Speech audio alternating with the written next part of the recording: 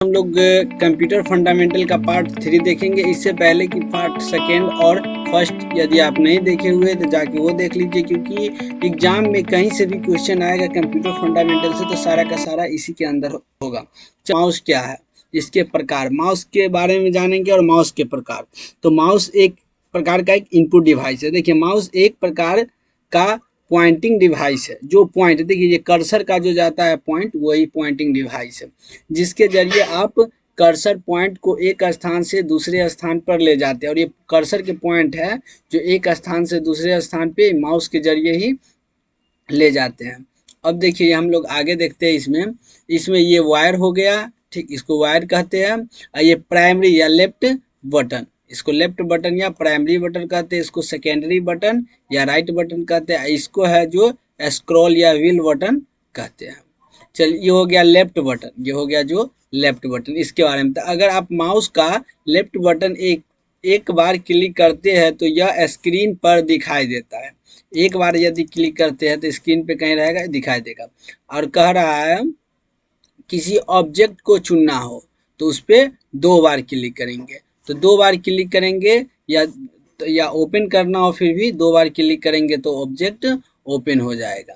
तो जैसे हम आते हैं इस पे, अगर इसको अगर ओपन करना है या इस इमेज को ओपन करना है तो 2 बार क्लिक करेंगे जल्दी जल्दी, तो ये क्या हो जाएगा, ओपन होके बड़ा हो जाएगा। चलिए अब हम लोग देखते हैं इससे आगा। चलिए उसका राइट बटन, अगर आप माउस का राइट बटन क्लिक करते हैं तो आप किसी चुने हुए ऑब्जेक्ट के गुण को एसेस कर सकते हैं। मतलब आप राइट क्लिक कीजिएगा, ये राइट क्लिक, राइट बोले तो दायां, ये राइट क्लिक कीजिएगा तो किसी भी ऑब्जेक्ट को चुनने के लिए उस पर आ जाएगा। चलिए इसके बाद देखते हैं स्क्रॉल बटन। इसका उपयोग क्यों किया जाता है, तो ऊपर नीचे करने के लिए स्क्रॉल बटन का उपयोग किया जाता है। डॉक्यूमेंट के नोट में क्या कर रहा है, माउस के लेफ्ट बटन की राइट बटन में और राइट बटन को लेफ्ट बटन में भी बदला जा सकता है। उसको भी आप बदल सकते हैं सेटिंग से, वो आगे किसी वीडियो में बताएंगे। चलिए अब देखते हैं कि माउस मुख्य 3 प्रकार के होता है। माउस कितने प्रकार के, 3 प्रकार के होता है। पहला हो गया मैकेनिकल माउस हो गया, और दूसरा हो गया ऑप्टिकल माउस हो गया, और तीसरा जो हो गया वो हो गया वायरलेस माउस हो गया। देखिए मैकेनिकल माउस क्या हो गया, तो ये जो सबसे पहले जो माउस बना हुआ था, ये माउस सबसे पुराना है। पूछेगा कि माउस कितने प्रकार के हैं, तो 3 प्रकार के, मैकेनिकल माउस हो गया, ऑप्टिकल माउस हो गया, और वायरलेस माउस हो गया। तो ये पहले जो बनाया गया तो यही हो गया मैकेनिकल माउस। ये माउस सबसे पुराना है, ये पहले के ज़माने में प्रयोग किया जाता था, जो कि यूजर को बहुत ही ज़्यादा दिक्कत होता था। लेकिन इसमें यूजर के क्या होता था, बहुत दिक्कत होता था। उसके बाद मैकेनिकल माउस के अंदर मेटालिक या रबर की बॉल लगी होती है। इसमें रबर या मेटालिक की बॉल लगी हुई, जब हम इस रबर बॉल को पैड पर रखकर किसी भी दिशा में घुमाते हैं तो माउस अंदर सेंसर लगा होता है और उस माउस के माध्यम से वो मूवमेंट करता है। लेकिन उसके बाद आ गया ऑप्टिकल माउस आ गया। ऑप्टिकल माउस में क्या हुआ कि ऑप्टिकल माउस वायर माउस की तरह ही होता है। ये माउस है मैकेनिकल माउस उसी प्रकार से भी है, लेकिन इसमें वायर माउस है। सिर्फ अंदर इतना कि ये केबल के द्वारा कंप्यूटर में कनेक्ट होता है, और ये केबल के द्वारा। वायरलेस माउस और ये माउस दोनों एक ही होता है, लेकिन केबल के द्वारा होता है। और तीसरा हो गया, तो वायरलेस माउस उस माउस को कहते हैं जिसमें कि कोई केबल नहीं लगा होता है। ये माउस कंप्यूटर से कनेक्ट करने के लिए वायरलेस टेक्नोलॉजी का इस्तेमाल किया जाता है, लेकिन इसके अंदर अपना एक यूएसबी लगा होता है, जो कि लैपटॉप या कंप्यूटर में, देखिए यूएसबी लगा होता है, इसको लैपटॉप या कंप्यूटर में लगा दीजिए। और ये हो गया माउस हो गया, इसके अंदर बैटरी होता है जिसके जरिए ये कनेक्शन लगा हुआ रहता है। तो माउस कितने प्रकार के, 3 प्रकार के। पहला क्या हो गया मैकेनिकल माउस, दूसरा हो गया ऑप्टिकल माउस, और तीसरा हो गया जो वायरलेस माउस। चलिए इससे आगे हम लोग देखते हैं। चलिए अब मॉनिटर के बारे में हम लोग देखते हैं मॉनिटर क्या होता है, हम इसके प्रकार के बारे में लिखे। तो मॉनिटर एक आउटपुट डिवाइस है, हम लोग इससे पहले भी देखे हुए थे। इनपुट क्या होता है, आउटपुट क्या होता है, जिसके माध्यम से बाहर दिखाई देता है वो आउटपुट डिवाइस हो गया, जिसे हम लोग VDU यानी वर्चुअल डिस्प्ले डिवाइस भी कहते हैं। कह रहा है मॉनिटर कंप्यूटर से प्राप्त परिणाम को स्क्रीन पर सॉफ्ट कॉपी के रूप में दिखाता है। जो मॉनिटर होता है, कोई भी काम करते हैं वो सॉफ्ट कॉपी के रूप में दिखाई देता है, जो सीपीयू में काम होता है कीबोर्ड के माध्यम से। अब हो गया, अब स्क्रीन पर ये क्या दिखाएगा। देखिए, ये जो हम लोग काम करते हैं तो ये सारा का सारा क्या होता है, ये मॉनिटर के माध्यम से हमको दिखाई देता है। काम तो होता है किसमें, सीपीयू में, लेकिन दिखाई देता है मॉनिटर के माध्यम में। अब देखिए, जो ये भी है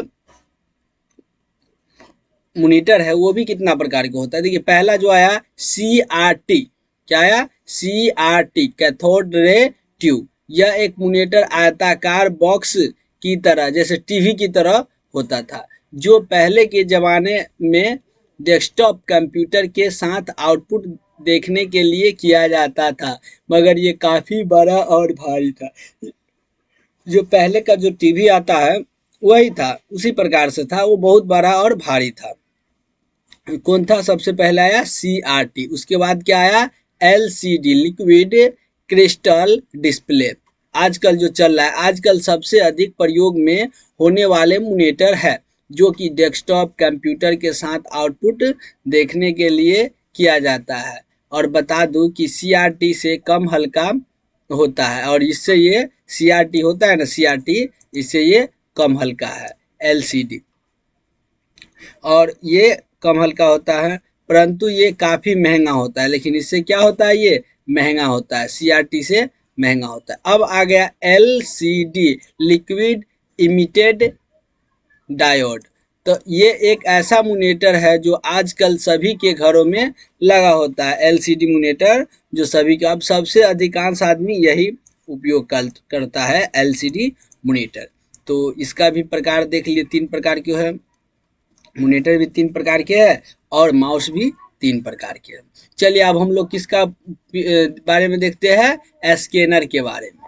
इसके बारे में समझिए। तो स्कैनर क्या होता है, तो यदि आप कहीं पे भी जाते हैं फोटो लेकर, फोटो बनाने, ठीक, तो स्कैनर पहले पूछेगा आउटपुट डिवाइस है कि इनपुट डिवाइस है। तो यह एक प्रकार का इनपुट डिवाइस है। इसके माध्यम से क्या होता है, जो स्कैनर के माध्यम से किसी भी चीज को अंदर ले जाया जाता है। जैसे देखिए, ये स्कैनर हो गया, हम लोग स्कैनर देखते हैं, ये सब स्कैनर हो गया, ठीक। ये QR कोड वाला हो गया, ये भी स्कैनर हो गया, ये डॉक्यूमेंट स्कैन, ये सारा का सारा क्या हो गया, एक स्कैनर हो गया।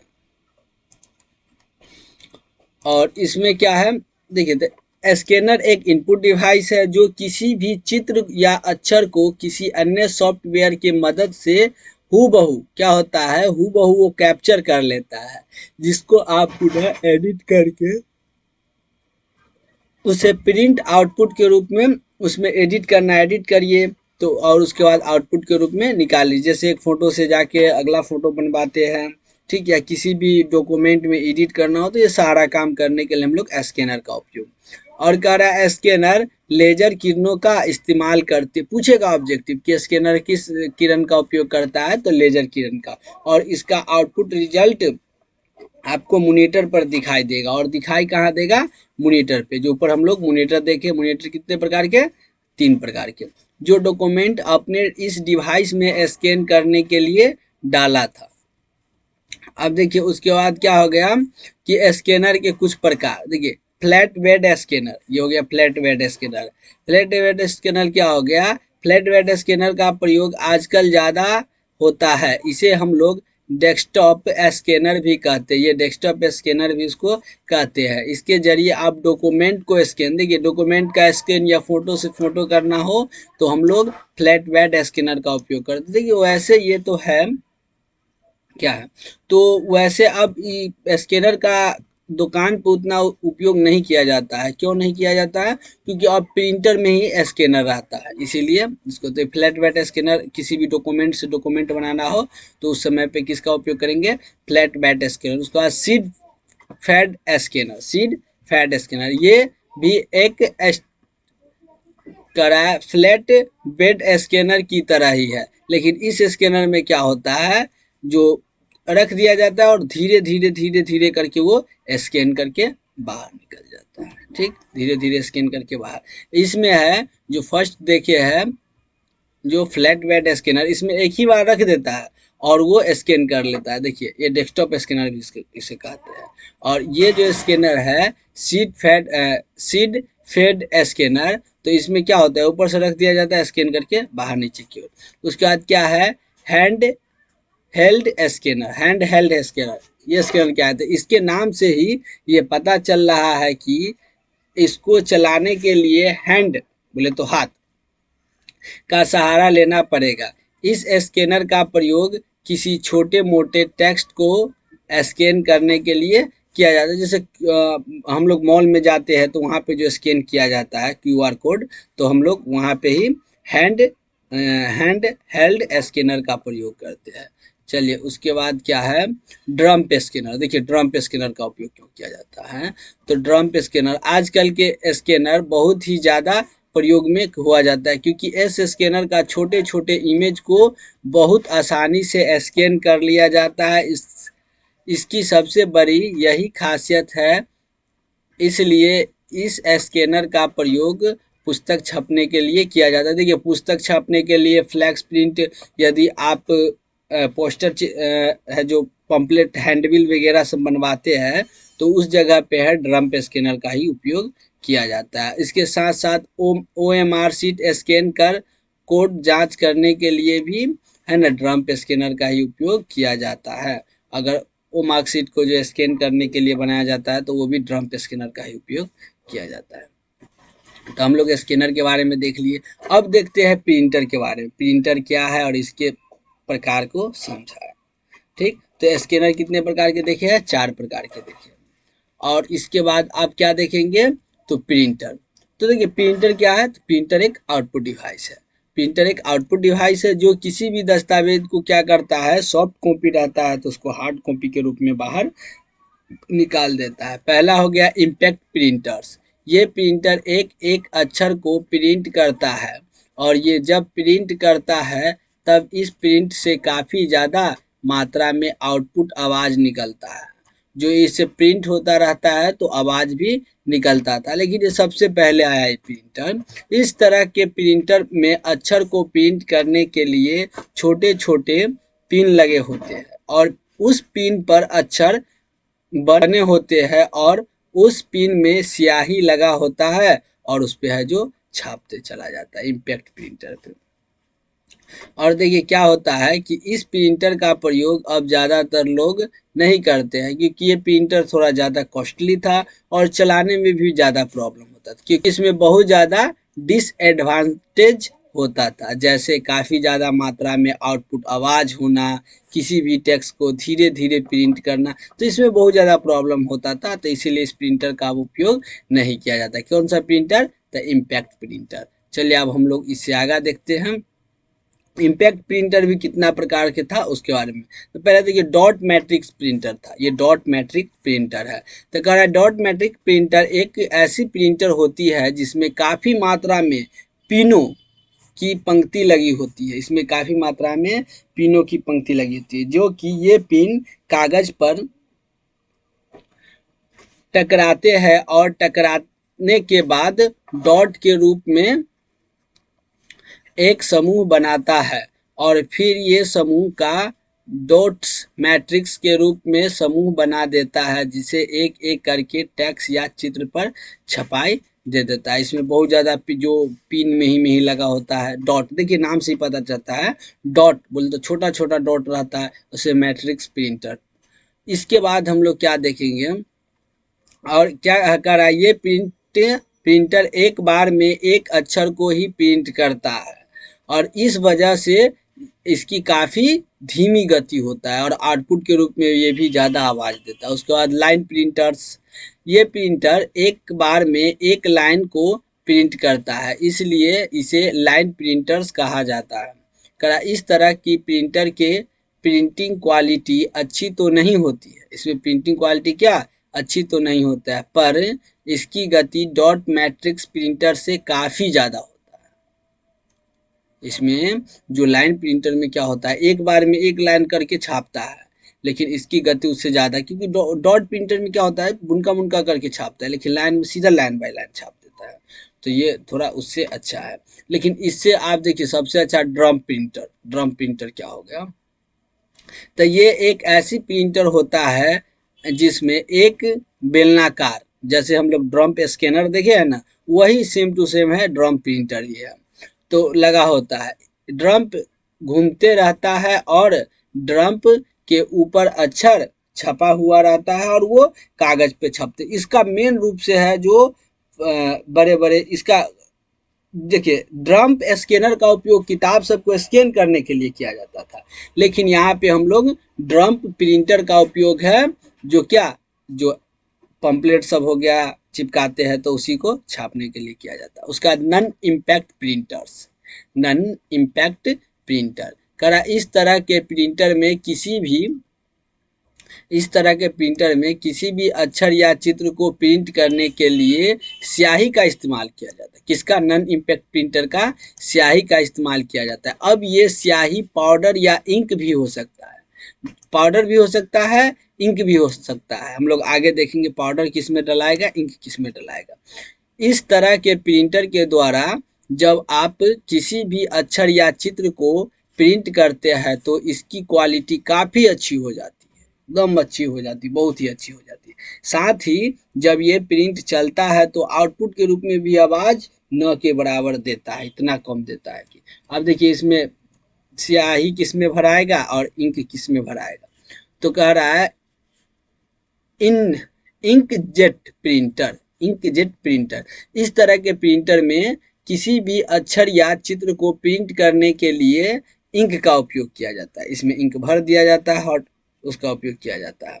और कह रहा है जो लगभग 15 से 20 सेकेंड एक कॉपी निकालने में लगता है। एक प्रिंटर अगर आप निकालते हैं तो 15, या किसी किसी इसमें कैटिज भी लगा होता है, कैटिज भरा जाता है, नहीं तो पिंक डायरेक्ट इसमें जो बोतल ही रहता है, डायरेक्ट उसमें जो इंक टैंक होता है उसमें स्याही को भर दिया जाता है। इससे आगे आ गया लेजर प्रिंटर। इस तरह के प्रिंटर किसी भी अक्षर या चित्र को प्रिंट करने के लिए किरणों का इस्तेमाल करते हैं। ये किरण का इसमें लेजर प्रिंटर, ये बहुत ही ज़्यादा प्रचलित में है लेजर प्रिंटर, क्योंकि जहाँ जहाँ अगर ज़्यादा जीरोक्स करना हो तो उस जगह पे लेजर प्रिंटर का उपयोग किया जाता है। जब हम लोग कंप्यूटर के द्वारा किसी भी डेटा को प्रिंट में भेजते हैं तो लेजर किरणों की सहायता से इसे ड्रम पर क्या करता है, चार्ज, क्योंकि इसमें गोला सा लगा हुआ रहता है एक ड्राम की तरह। छोटा देखिए, जो छोटा रहता है प्रिंटर उसमें छोटा लगा रहता है, बड़ा प्रिंटर रहता है बड़ा, जैसे बड़ा प्रिंटर हो गया तो इसमें बड़ा लगा रहेगा, छोटा रहेगा छोटा, और उसके अंदर एक टोनर लगा हुआ रहता है जो चार्ज के कारण ड्रम पर चिपक जाता है। करा जब ड्रम घूमता है और इसके नीचे से कागज निकलता है तो टोनर कागज पर छपाई, उसके बाद ये छपाई, और इस समय ये गर्म भी हो जाता है क्योंकि इसमें हीट का भी थोड़ा उपयोग किया जाता है जब ये निकलेगा। उसके बाद क्या है, इलेक्ट्रॉनिक मैग्नेटिक प्रिंटर। कौन सा प्रिंटर, इलेक्ट्रॉनिक मैग्नेटिक प्रिंटर। देखिए इसका उपयोग क्यों किया जाता है। इस तरह का प्रिंटर बहुत ही तेज गति से किसी भी अक्षर या चित्र की छपाई करता है। ये लगभग 1 मिनट में कितना में 1 मिनट में 200 से 250 पेज से अधिक प्रिंट कर देता है। ये बहुत ही फास्ट है, एडवांस। ठीक, कौन सा, तो इलेक्ट्रोमैग्नेटिक प्रिंटर। अब चलते हम लोग इलेक्ट्रोस्टैटिक्स प्रिंटर। कौन सा, इलेक्ट्रोस्टैटिक्स प्रिंटर। इस तरह के प्रिंटर की स्पीड काफ़ी तेज होता है। इसका इस्तेमाल बड़े बड़े फॉर्मेट को प्रिंट करने के लिए किया जाता है। जब आप इस तरह के प्रिंटर से प्रिंट करते हैं तो काफ़ी कम लागत होता है। और देखिए इलेक्ट्रोस्टैटिक प्रिंटर में क्या होता है, ये बड़े बड़े जो ज़्यादा निकालना हो एक जगह पे तो हम लोग इसका इस्तेमाल करते हैं, और इससे जो निकालते हैं तो कम लागत भी होता है। चलिए उसके बाद देखते हैं अगला प्रिंटर का उपयोग। इलेक्ट्रोस्टैटिक्स प्रिंटर यही वही प्रिंटर है। ठीक, अब हम लोग स्पीकर के बारे में देखते हैं। तो तो स्पीकर क्या है, तो स्पीकर के बारे में हम लोग जानते हैं। स्पीकर एक आउटपुट डिवाइस है जिसका उपयोग क्यों किया जाता है, गाना सुनने के लिए किया जाता है। वीडियो देखते हैं तो उस समय आउटपुट के रूप में जो सीपीयू में चलता रहता है तो स्पीकर के माध्यम से हमको सुनाई देता है। हेडसेट हो गया, हेडसेट क्या आउटपुट की इनपुट है, तो एक यह आउटपुट डिवाइस है जिसका उपयोग हम लोग गाना सुनने के लिए ही या वीडियो एडिटिंग करते हैं तो उस जगह पे इसको सीपीयू से कनेक्ट कर दिया जाता है, या जो वायरलेस रहता है तो ब्लूटूथ से कनेक्ट कर हम इसका उपयोग करते हैं। किसका उपयोग, तो हेडफोन का। अब चलते हैं हम लोग यूपीएस का उपयोग करते हैं। किसका उपयोग, यूपीएस। यूपीएस का पूरा जो यूपीएस का पूरा नाम होता है, यूपीएस का पूरा नाम होता है यूनिट टर्पलर पावर सप्लाई, जो कि मेन पावर बंद होने के बाद, देखिए क्या होता है इसका काम हम बता देते हैं। अगर आप बाय द वे कंप्यूटर बिना सीपीयू की मदद से, यूपीएस की मदद से आप चला रहे हैं, तो बिना यूपीएस के आप मदद से जो चला रहे हैं, तो बाय द वे कभी अगर लाइट अगर कट गया, तो लाइट जो कट गया तो उस समय अगर आपके पास इन्वर्टर नहीं है तो क्या होगा, इससे देखिए इसको न लगाने का नुकसान क्या है। तो पहली बात तो आप जो काम किए हुए हैं तो डाटा सेव नहीं, तो डाटा आपका उड़ जाएगा। दूसरी बात कि कंप्यूटर है ना जो धीरे धीरे स्लो चलने लगेगा। तीसरी बात, अगर ऐसा ज़्यादा बार हुआ तो कंप्यूटर डेड भी हो जाएगा। ठीक, तो इस जगह पे आपका ये सारा चीज़ बचा हुआ रहेगा यूपीएस का काम। देखिए यूपीएस का वैसे होता है उसका जो 20 से 30 मिनट, लेकिन उसमें आप कंप्यूटर का कितना पावर है और इसका सीपीयू यूपीएस का कितना पावर है, इसके हिसाब से उसको आप देख सकते हैं। चलिए, अब उसके बाद हो गया सीपीयू। सीपीयू सीपीयू के बारे में वैसे हम लोग पीछे भी देखे हुए थे, लेकिन फिर से देख लेते हैं। सीपीयू का पूरा नाम होता है सेंट्रल प्रोसेसिंग यूनिट। देखिए आपसे पूछेगा कि सीपीयू का पूरा नाम क्या होता है, तो सेंट्रल प्रोसेसिंग यूनिट। सीपीयू का माइंड दिमाग किसे कहा जाता है, सॉरी कंप्यूटर का दिमाग किसे कहा जाता है, तो सीपीयू के, क्योंकि यही सारे निर्देशों को प्रोसेसर करता है। जितना निर्देश होता है उसको क्या करता है, प्रोसेस करता है। प्रोसेस करने के बाद उसको आउटपुट के रूप में कहाँ दे देता है, तो मॉनिटर पे दे देता है। पहले उसके इनपुट के रूप में ले लेता है, उसके बाद आउटपुट के रूप में मॉनिटर पे दे देता है। अब देखिए इसका ये बैक पैनल हो गया। ठीक, यहाँ पे जो मेन पावर सप्लाई, यहाँ से पावर जाएगा इनपुट के रूप में, यहाँ से फैन हो गया। ठीक, यहाँ से यूएसबी हो गया, यूएसबी। उसके बाद पीएस टूल हो गया, ये पीएस टूल गोलका वाला हो गया कीबोर्ड लगाने के लिए। उसके बाद पीछे का ये भी देख रहे हैं। उसके बाद यहाँ पे वीजीए जो वीडियो ग्राफिक एडेप्टर लगा हुआ है, उसके बाद वीजीए, यहाँ पे वीजीए लगा दिया जाएगा। इस प्रकार से हम लगा देंगे। और देखिए आगे हो गया सीडी या डीवीडी लगाने के लिए हो गया, कैसेट जो लगाते हैं, इसके सारे पार्ट्स हो गया। अब हम लोग ये देख लिए, अब हम लोग आगे देखते हैं मेमोरी के बारे में। देखिए मेमोरी के बारे में यहाँ से भी एग्जाम में क्वेश्चन आता था। मेमोरी, मेमोरी कंप्यूटर का वह भाग है जिसमें किसी भी सभी जो डाटा होता है, सभी डाटा को रखा जाता है, उसको इंस्टॉल करके उसको रखा जाता है। तो देखिए इसमें क्या होता है, एक बिट पूछता है, ये वाला एक बिट होता है जो बाइनरी डिजिटल। यहाँ से देखिए 8 बिट्स, 8 बिट्स बराबर होता है 1 बाइट। 8 बिट्स बराबर जो होता है 1 बाइट्स, और 1024 बाइट्स बराबर होता है 1 किलो बाइट्स, बोले तो 1 केबी। पूछता है कि 1 केबी बराबर कितना होता है, तो 1024 बाइट्स। अब 1024 केबी बोले तो किलो बाइट्स, केबी बराबर क्या होता है, तो 1 मेगाबाइट। कितना होता है, 1 मेगाबाइट। अब 1024 मेगाबाइट बराबर क्या होता है, 1 गीगाबाइट, बोले तो जिसको हम लोग 1 जीबी कहते हैं, 1 जीबी। मेगाबाइट बोले तो उसी को हम लोग एमबी कहते हैं, यहाँ एमबी हो गया। उसके बाद क्या हो गया, उसके बाद जो 1024 एमबी, एमबी बराबर होता है 1 जीबी, और 1024 जीबी, यहाँ पे हो जाएगा जीबी, हो जाएगा गीगाबाइट। यहाँ पे सॉरी, यहाँ पे गलती हो गया, टेराबाइट नहीं होगा, यहाँ पे गीगाबाइट हो जाएगा। तो यहाँ पे गीगाबाइट हो जाएगा, तो बराबर होता है हो 1 टीबी। टीबी बोले तो टेराबाइट यहाँ पे हो जाएगा, यहाँ पे टेराबाइट हो जाएगा, यहाँ पे गलती लिखा गया। उसके बाद क्या हो जाएगा, 1024 टीबी, 1024 टीबी बराबर होता है 1 जेपी, जेपी बोलता है जेटाबाइट। ठीक, तो इसको आप लोग देख लीजिएगा। और 1024 जेटाबाइट बराबर होता है 1 योटाबाइट, बोलता 1 वाईबी। उसके बाद 1024 वाईबी बराबर होता है 1 ब्रोंटोबाइट। तो इसको आप लोग देख लीजिएगा, याद कर लीजिएगा। अब देखिए मेमोरी का प्रकार हम लोग देखने चलते हैं। तो पहला होता है प्राइमरी मेमोरी, मतलब प्राथमिक मेमोरी।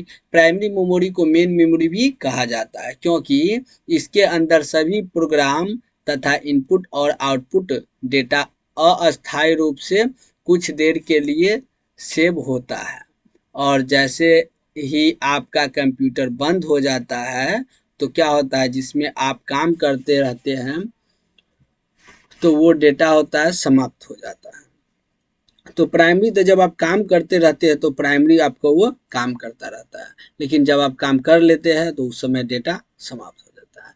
उसके बाद हो जाता है, इसके भी दो प्रकार, प्राइमरी का भी दो प्रकार, एक होता है रैम और एक होता है रोम।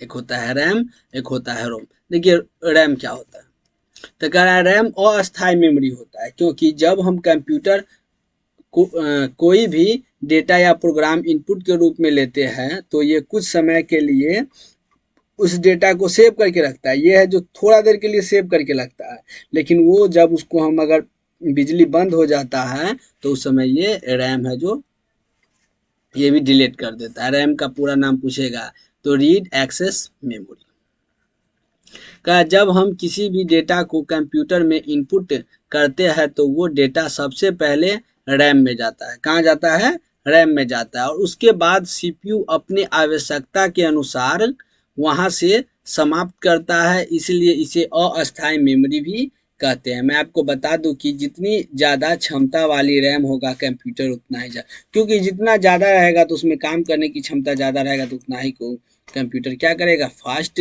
वर्क करेगा। अब देखिए हम लोग देखते हैं रोम के बारे में, जो रीड ओनली मेमोरी। इसके नाम से ही पता चलता है कि ये एक ऐसी मेमोरी है जिसका इस्तेमाल किसी भी डेटा को रीड यानी पढ़ने के लिए किया जाता है। मैं आपको बता दूं कि ये एक अस्थाई मेमोरी है। क्या है, एक अस्थाई मेमोरी होता है। इसीलिए जब बिजली चली जाती है, क्या चली जाती है, बिजली चली जाती है, तो वो प्रोग्राम बंद हो जाता है जिस पर हम काम करते रहते हैं।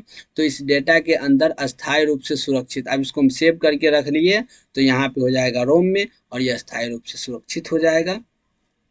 अब देखिए इस मेमोरी के भी कुछ उदाहरण हैं, जैसे प्री रोम, उसके बाद ईप रोम, ये सब हो गया।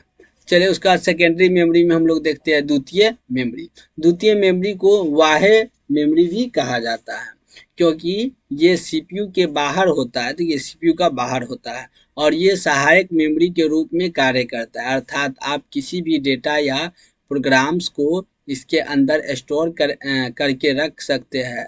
इसके अंदर कोई डेटा या प्रोग्राम कभी नष्ट नहीं होता है। और कह साथ ही साथ मैं आपको बता दूं कि स्टोरेज क्षमता काफ़ी ज़्यादा होती है। इसमें स्टोरेज क्षमता क्या होता है, काफ़ी ज़्यादा। अगर हार्ड डिस्क वगैरह भी आप अलग से लगाते हैं तो उसका स्टोरेज जैसे 1 टीबी हो गया। आप जितना कीमत वाले, अब जितना महंगा आप लगाना है, 1 टीबी 2 टीबी 520 जीबी, जितना आपको लगाना है लगा सकते हैं। चलिए जैसे अब हार्ड डिस्क, तो हार्ड डिस्क एक स्टोरेज डिवाइस ही है जिसका इस्तेमाल है कंप्यूटर के सभी डाटा को स्टोर करके रखने के लिए किया जाता है। चाहे डॉक्यूमेंट हो, वीडियो हो, सॉन्ग हो, ऑडियो हो, सॉफ्टवेयर हो, किसी प्रकार के फाइल फोल्डर को आप रखना चाहते हैं तो ये हार्ड डिस्क में रख जाएगा। देखिए एक एसएसडी भी होता है जो कंप्यूटर को फास्ट चलाता है। इसके जगह पे यदि आप एसएसडी लगाइएगा तो वो है जो कंप्यूटर को और फास्ट कर देगा।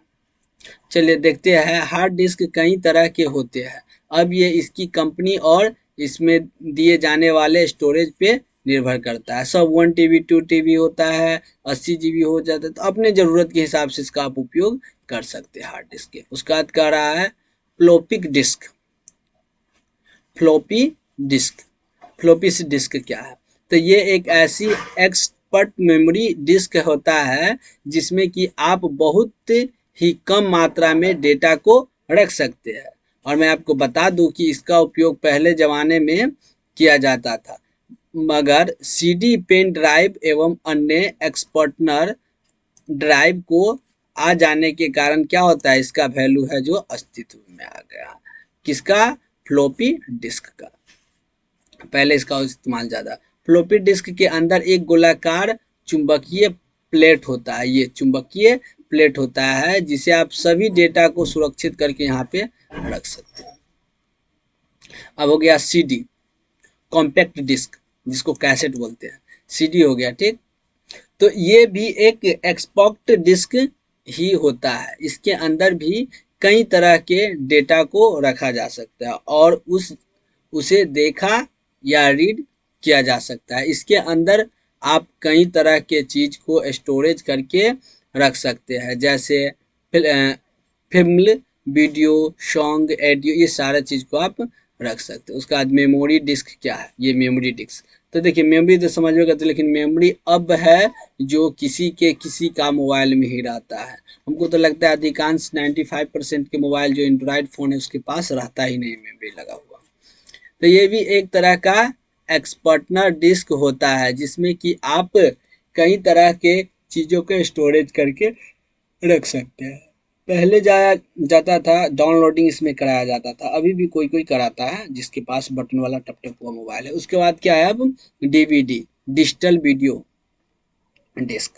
तो क्या है, तो ये कैसे, जैसे सीडी है ना उसी प्रकार से डीवीडी भी है, कॉम्पैक्ट डिस्क की तरह वैसे ही है, सेम टू सेम, लेकिन उससे ज़्यादा ये थोड़ा एडवांस लेवल, अधिक मात्रा में इसमें रखा जाता है डाटा और काम करता है। चलिए उसके बाद क्या है, फ्लैश या ड्राइव या पेन ड्राइव, ये हो गया, ठीक। तो ये भी पेन ड्राइव एक मेमोरी कार्ड ही है जिसका उपयोग आप एक जगह से दूसरे जगह गाना ले जाना हो, रखना हो, तो वहाँ पे इसका उपयोग किया जाता है। चलिए उसका बाद जो पावर सप्लाई, एसएमपीएस, ठीक, एसएमपीएस का एक्चुअल में इसे एसएमपीएस कहा जाता है। पूरा नाम होता है स्विच्ड मोड पावर सप्लाई, जिसका इस्तेमाल कंप्यूटर को पावर देने के लिए किया जाता है। यहाँ पे हम मेन एसी वाला लगाते हैं, उसके बाद एसी को ये डीसी में कन्वर्ट करके और जहाँ जहाँ ज़रूरत होता है ये करंट उसको सप्लाई करता है। मैं आपको बता दूं कि कई जगह पर पावर सप्लाई का इस्तेमाल किया जाता है, ऐसा नहीं कि सिर्फ कंप्यूटर में ही पावर सप्लाई। देखिए पावर सप्लाई का सिर्फ कंप्यूटर में नहीं, बहुत जगह पे किया जाता है। उसके बाद क्या हो गया, एक्सपेंशन कार्ड।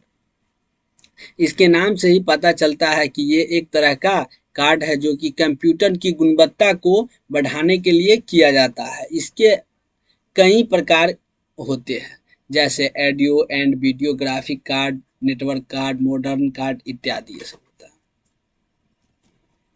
उसके बाद प्रोसेसर क्या है, प्रोसेसर एक प्रकार की चिप है, प्रोसेसर एक प्रकार की चिप है। इससे पहले हम लोग भी देखे थे प्रोसेसर चिप होता है प्रोसेसर। इससे पीछे वाला वीडियो में आप जाके देख लीजिएगा, उसमें अच्छा से भी बताए हुए थे, जो कि मदरबोर्ड के साथ जुड़ी होती है।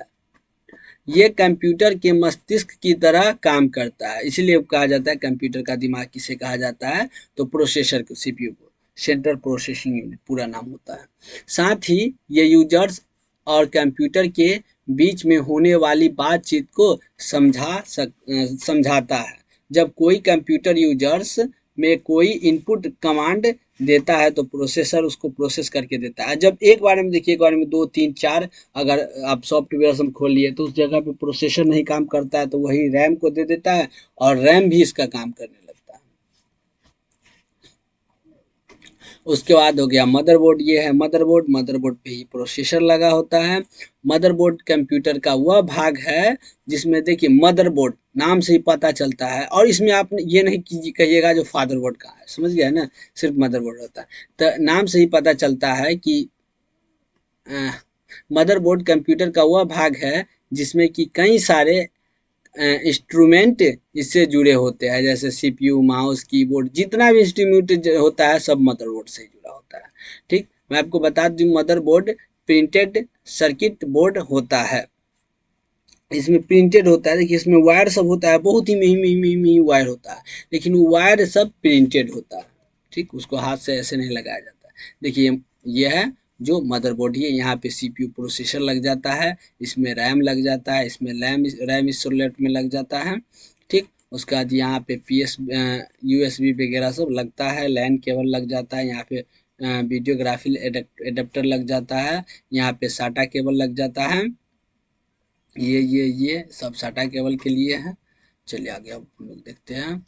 उसके बाद सॉफ्टवेयर के बारे में देखिए, कंप्यूटर सॉफ्टवेयर, सॉफ्टवेयर एक सेटअप प्रोग्राम होता है जिसको हम लोग चलाते हैं। सॉफ्टवेयर जो होता है वो अपने से काम नहीं करता है, उसको काम करवाना पड़ता है। हाँ, अगर यदि आपको अपने से काम करवाना हो तो उसके लिए आप AI टूल का इस्तेमाल कीजिए। AI टूल जो होता है आर्टिफिशियल इंटेलिजेंट, वो खुद से खुद आपका काम कर देगा। देखिए वैसे सॉफ्टवेयर के इससे पहले हम लोग 2 ही प्रकार देखे थे, लेकिन यहाँ पे 3 प्रकार देंगे, सिस्टम सॉफ्टवेयर, एप्लीकेशन सॉफ्टवेयर और उसके बाद यूटिलिटी सॉफ्टवेयर। देखिए सिस्टम सॉफ्टवेयर क्या होता है, जो सिस्टम को चलाने के लिए, जो हम अगर कंप्यूटर परचेज करते हैं तो उसमें जो विंडोज डाला हुआ रहता है, विंडोज के साथ साथ भी जैसे Notepad, Paint, WordPad, Windows Media Player, तो ये सब आ जाता है, तो ये सारा का सारा सिस्टम सॉफ्टवेयर हो गया। उसके बाद हो गया एप्लीकेशन सॉफ्टवेयर, तो जो अपनी ज़रूरत के हिसाब से जिसका हम लोग उपयोग करेंगे वो सारा का सारा हो गया एप्लीकेशन। जैसे फोटोशॉप करना है, माइक्रोसॉफ्ट ऑफिस करना है, तो ये सारा का सारा हो गया एप्लीकेशन सॉफ्टवेयर। उसके बाद हो गया यूटिलिटी सॉफ्टवेयर। यूटिलिटी सॉफ्टवेयर वे सॉफ्टवेयर होते हैं जो कि कंप्यूटर के साथ साथ कंप्यूटर के अंदर सिस्टम सॉफ्टवेयर और एप्लीकेशन सॉफ्टवेयर को व्यवस्थित या देखभाल करने के लिए इस्तेमाल किया जाता है। जैसे antivirus, disk cleanup, scanner disk, Windows different, तो ये सारा का सारा हो गया जो यूटिलिटी सॉफ्टवेयर। समझ गए यूटिलिटी? तो सॉफ्टवेयर 3 प्रकार का यहाँ पे देखे है। ठीक, वैसे 2 प्रकार का इससे पहले देखे थे, लेकिन यहाँ पे हम लोग 3 प्रकार के देखे। चलिए और इससे आगे देखते हैं हार्डवेयर क्या होता है। तो हार्डवेयर जिसको देखिए, हार्डवेयर क्या होता है, तो अगर कंप्यूटर अगर खराब हो गया, तो खराब हो गया हार्ड, उसका कोई पार्ट्स पुर्जा जो खराब हो गया, तो खराब हो गया तो उसको जाके सही करेंगे, तो वो सारा का सारा हो गया हार्डवेयर। जैसे अगर मदरबोर्ड खराब हो गया, उसके अंदर प्रोसेसर खराब हो गया, रैम खराब हो गया, तो ये सारा का सारा जो देखेंगे वो हो गया हार्डवेयर। देखिए हार्डवेयर 2 प्रकार के इससे पहले हम देखे थे कि इनपुट डिवाइस होता है, आउटपुट डिवाइस होता है। इनपुट डिवाइस होता है जिसके माध्यम से इन करता है, इनपुट डिवाइस हो गया, और जिसके माध्यम से आउट हुआ वो सारा का सारा आउटपुट डिवाइस। अब देखिए ये VVI को है, सॉफ्टवेयर और हार्डवेयर में अंतर। तो कह रहा है सॉफ्टवेयर को हम सिर्फ देखा जा सकता है, जबकि हार्डवेयर को छुआ जा सकता है, जैसे कीबोर्ड, माउस, मॉनिटर। उसके बाद क्या है, तो कंप्यूटर चल सकता है मगर हमें आउटपुट के रूप में तो रिजल्ट नहीं देगा, तो हमें चाहिए, क्योंकि बिना सॉफ्टवेयर के नहीं चलेगा। हार्डवेयर के बिना तो कंप्यूटर चल ही नहीं सकता है, और हार्डवेयर के बिना चल ही नहीं। इसमें है जो सिर्फ हार्डवेयर सिर्फ रहेगा, सॉफ्टवेयर नहीं रहेगा, तो पंखा उंखा चलेगा, आउटपुट कुछ नहीं देगा।